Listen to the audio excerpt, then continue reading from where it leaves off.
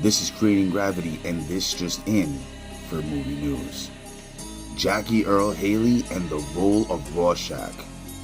Man, he absolutely killed his role as Rorschach. I just found this little tidbit of information. I figured I'd share this with you guys. I didn't know this information when I found this out, so it just gave me like a little insight and a little depth into the role, into his role as Rorschach and like what he did to get the role, and it just amazed me like what he did. So here, keep this, and you guys tell me what you guys think. All right. He was the only principal cast member who was already a fan of the Watchmen graphic novel before his casting in 2009.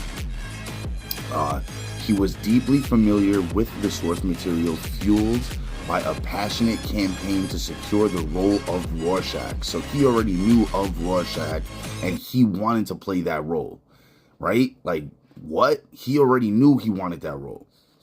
Then he produced a low-tech but intense audition video at his home, and he filmed it in his living room and his kitchen.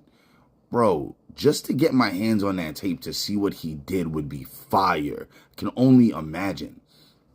Yo, he said for the tape, he wore a cheesy, homemade, Halloween-style Rorschach outfit to demonstrate his physical commitment to the look. Yo, harkens back to the depth, you know what I mean? To the depth of the role and like how much he really wanted that role. Like, nobody really does that anymore. And for like me to find out that little bit of information about the, him wanting the role so bad and him like campaigning for the role before he even had it, like, damn, yo, he definitely is my Rorschach for sure. And then just this little tidbit had me, you know what I'm saying? So look, director Zack Snyder was so impressed by the raw performance that he famously stated that there clearly is no other Rorschach for this role. Amazing, amazing. But yo, guys, let me know in the comments below if you knew this, and let me know in your comments below how you feel about this, all right? All right, let me know.